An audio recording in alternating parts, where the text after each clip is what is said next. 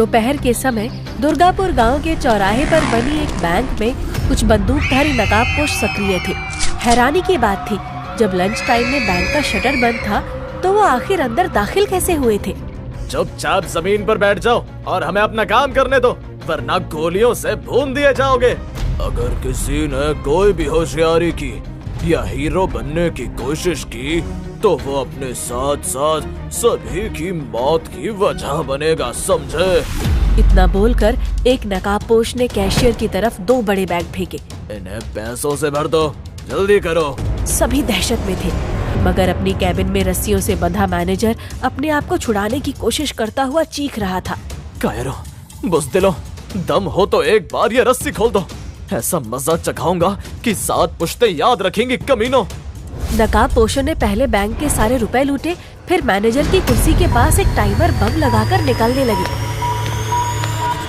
देखते ही देखते बम धमाके से फटा और धुएं के साथ तेज चीखें गूंज गईं। कुछ देर में इंस्पेक्टर देवदयाल और हवलदार सामंत टीम के साथ घटनास्थल पर पहुंच चुके थे। ये वारदात कितने बजे हुई? तकरीबन 1 बजे लंच टाइम में, जबकि बैंक का शटर बंद था। मतलब वो पहले से ही अंदर मौजूद थे, पर ऐसा कैसे हो सकता है? क्या किसी ने उन्हें अंदर दाखिल होते हुए देखा नहीं? सर, जहाँ तक मुझे याद है वो लोग मैनेजर के कैबिन से बाहर आए थे। मुझे तो ये सारा किया धरा उस दोगले राजन सेठ का लगता है। वो अक्सर मैनेजर के कैबिन में घंटों बैठा रहता था। तब तक टीम और हवलदार ने इंस्पेक्टर के पास आकर कहा, सर हमारे साथ आइए, आपको कुछ दिखाना है। मैनेजर के कैबिन में इंस्पेक्टर ने जाकर देखा तो एक अधजला इंसान फ्लोर पर पड़ा था और एक बड़ा सा होल दीवार में हुआ था। इसलिए यहाँ से फौरन लेकर जाओ सामंत, ताकि मीडिया में पैनिक न फैले। ये मैनेजर साहब ही होंगे। ओके सर, पर ये तो श्योर है लुटेरे इस हॉल से सेंधमारी करके दाखिल हुए थे। उन्होंने सीसीटीवी का डेटा भी उड़ा दिया है। हमें इसके अंदर दाखिल होना चाहिए। सभी बारी बारी उस बड़े हॉल में दाखिल हुए और थोड़ी देर में वो बैंक से सटे एक नूडल्स ढाबे में थे। ओह, यानी डकैत इस ढाबे से होकर बैंक में दाखिल हुए थे। ये प्लान अचानक नहीं बना होगा सामंत, इसमें सारी प्लानिंग काफी दिन से चल रही होगी। पता करो ये ढाबा किसके नाम पर है। पुलिस की टीम ने जरूरी एविडेंस कलेक्ट किए और घायल कर्मचारियों को अस्पताल भेजकर चली गई। आज से तकरीबन 3 महीने पहले जब दुर्गापुर गांव के बैंक के बिल्कुल बगल में ये ढाबा खुला था। भाइयों, आज मेरे लिए बहुत खुशी का दिन है। जो अच्छा स्वादिष्ट नूडल्स अब तक मैं शहरियों के लिए बना रहा था, खुशकिस्मती से अब अपने गांव के लिए बना पाऊंगा, जिससे अच्छे स्वाद के साथ साथ दुर्गापुर गांव के विकास में मेरा भी छोटा सा योगदान होगा। और ये सब सिटी बैंक के मैनेजर मनोरंजन बाबू साहब की मदद के बगैर नहीं हो सकता था। दुर्गापुर का हर इंसान चाहता है कि उसे अच्छी सुविधा और सुख अपने गांव में ही मिले। अगर कोई मेहनत और ईमानदारी से एक अच्छा उद्यम करना चाहे तो हमारी बैंक की लोन सुविधा उसी के लिए है। मैंने राजन भाई को लोन दिलवाने में जो मेहनत और सिफारिश की, वो मेरा छोटा सा योगदान था इनके और इस गांव के लिए। लोगों ने तालियों और सीटियों से अपना उत्साह जाहिर किया। फिर बारी आई राजन के हाथों के बने चटपटे नूडल्स टेस्ट करने की, जो आज बिल्कुल मुफ्त थे। अरे वाह वाह, मैंने पहले कभी खाए ही नहीं इतने स्वादिष्ट नूडल्स। भाई मजेदार बात तो ये है कि नूडल्स आटे से बने हैं, यानी नुकसान बिल्कुल भी नहीं करेंगे, यानी स्वाद भी और सेहत भी। यानी अभी 2-4 प्लेट और भी अंदर डाल सकता हूँ। अल्लाह भाई, और डालो नूडल्स, मैं तो मैदा समझकर रुक गया था। बल्लू चाचा की बात सुनकर सभी हंसने लगे। उधर राजन सेठ, जिसने ये ढाबा खोला, वो अपनी बूढ़ी माँ और बीवी बच्चे के साथ खड़ा था। माँ की आंखों में आंसू थे। माँ, आज खुशी का दिन है, तू रो क्यों रही है? ये खुशी के आंसू है बेटा, मेरे लाल का सपना पूरा हो गया। मेरे लिए इससे ज्यादा खुशी की बात और क्या हो सकती है। तेरी मेहनत और ईमानदारी ने आखिर अपना रंग दिखा ही दिया। मुझे तो पहले से ही पता था आपके नाम में ही सेठ है, तो आप भला बावर्ची कितने दिन तक रहते। ईश्वर हमें ऐसे ही तरक्की दे जी। सेठ बनने का जिक्र सुनकर राजन के चेहरे पर अजीब सी खामोशी छा गई। कुछ तो खोया था राजन ने ये ढाबा बनाने के लिए। उसने कनखियों से दूर खड़े मैनेजर की तरफ देखा। तभी उसका बेटा राजू रोने लगा। पापा पापा मुझे भी खाने हैं नूडल्स। हाँ बेटा चलो खाते हैं नूडल्स, और मम्मी और दादी के लिए भी ले आते हैं ना। कुछ दिन गुजर गए। नूडल्स के ढाबे पर लोगों को स्वाद तो बेहतरीन मिलता था, मगर वहाँ कुछ तो अजीब था जिसकी शिकायत ग्राहक अक्सर करते। अरे राजन सेठ, आपके ढाबे में रात के वक्त ये तोड़फोड़ की कैसी आवाज आती है? कुछ नहीं, वो कुछ मरम्मत का काम चल रहा है। वो क्या है ना कि दिन में समय नहीं मिलता ना, इसीलिए। ओह अच्छा अच्छा अच्छा, तभी मैं सोच में पड़ गया। खैर ये लो पैसा। लोगों को शक होता था, मगर उस वक्त किसी ने गौर नहीं किया। खैर खेल पलट चुका था। अब आगे। इंस्पेक्टर देवदयाल ढाबे के आसपास के लोगों को बुलाकर पूछताछ कर रहे थे। हाँ साहब, कुछ तो अजीब था उस ढाबे में।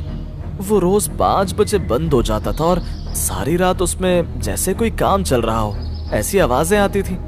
राजन सेठ देखने में ईमानदार लगता था, पर देखो कितना बड़ा लुटेरा निकला। तुम लोगों में से किसी ने और कुछ नोटिस किया था? एक बात और थी सर, जब मैं अक्सर अपने परिवार के साथ ढाबे पर जाती थी तो मुझे महसूस होता था वहाँ काम करने वाले वेटर और बावर्ची कुछ बदतमीज थे, अजीब सा बर्ताव करते थे। और तो और ऐसा लगता था जैसे ढाबे का मालिक राजन सेठ भी उनसे दबके रहता था। तब तक हवलदार सामंत अंदर आते हुए बोला, सर हमने पता लगा लिया है, ये ढाबा पड़ोसी गांव में रहने वाले राजन सेठ के नाम था, जो कि फिलहाल लापता है।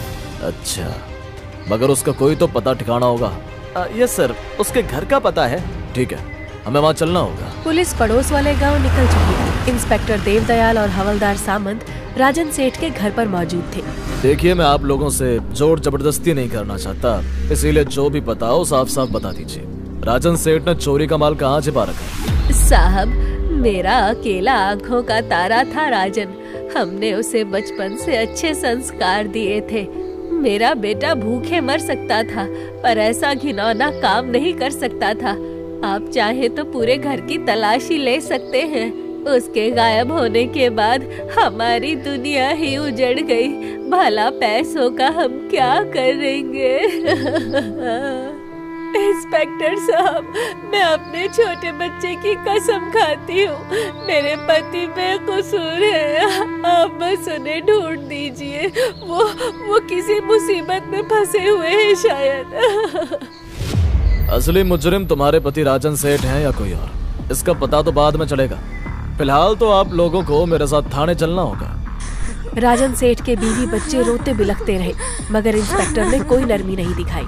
उन्हें गिरफ्तार करके अपने साथ ले गए। इस घटना के कुछ महीनों बाद दुर्गापुर गांव से काफी दूर शहर के एक मशहूर क्लब पाब्लो में चेहरा ढके एक अनजान शख्स अपनी टेबल पर बैठा हुआ किसी का इंतजार कर रहा था। तभी उसकी कनपटी पर किसी ने रिवॉल्वर रखते हुए कहा, तेरा खेल खत्म राजन सेठ, कोई होशियारी मत करना, पुलिस ने क्लब को घेर रखा है।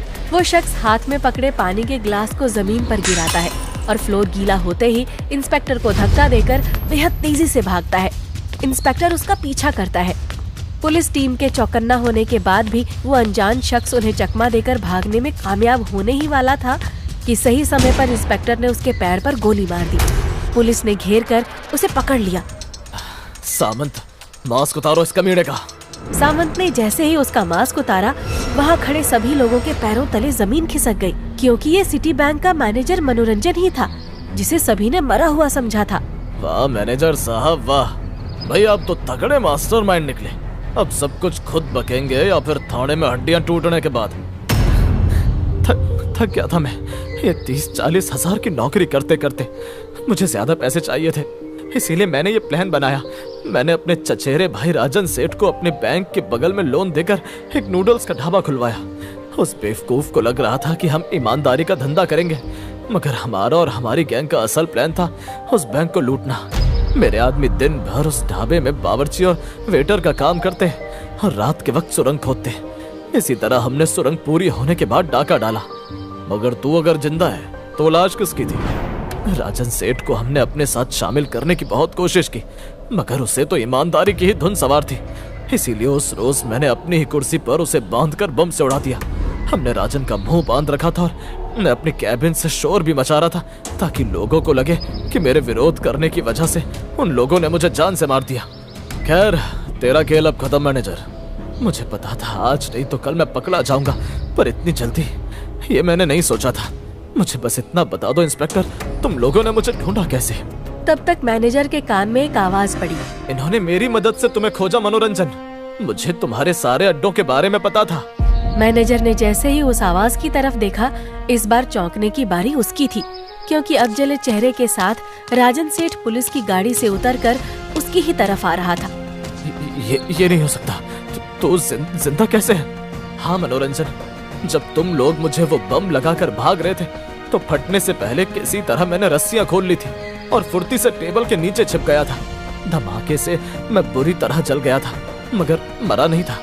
और तब तक भाई हम वहाँ पहुंच चुके थे। बुरी तरह जलने के कारण शुरू में हमें लगा कि ये मैनेजर है, पर अस्पताल में इलाज के बाद पता चला कि ये राजन सेठ है। और फिर इन्होंने ठीक होने के बाद हमारी मदद की और हम तुम तक पहुंच गए। पर तुम इसके परिवार को भी तो अरेस्ट किया था तुमने। क्या वो सब दिखावा था? हाँ मैनेजर साहब, ताकि आप बेफिक्र होकर अपने बिल से बाहर घूम सके। अरे उस दिन के बाद राजन सेठ का परिवार इनके साथ सरकारी क्वार्टर में गुप्त तरीके से रह रहा था। भाई खैर चलो, आपका खेल खत्म, अब टाइम है जेल जाने का है? इंस्पेक्टर और टीम ने मैनेजर को गिरफ्तार किया और अपने साथ ले गई। कोर्ट ने उसे आजीवन सश्रम कारावास की सजा सुनाई। इधर कुछ दिनों की मरम्मत के बाद नूडल्स का ढाबा फिर खड़ा हो चुका था। यहाँ था नए स्टाफ के साथ लजीज नूडल्स का तड़का। हेलो गाइस, तो फाइनली हम आ गए हैं द न्यू नूडल्स का ढाबा, जिसमें माँ जी काला चश्मा लगाकर बॉस बनी मेंटेनेंस देखती हैं।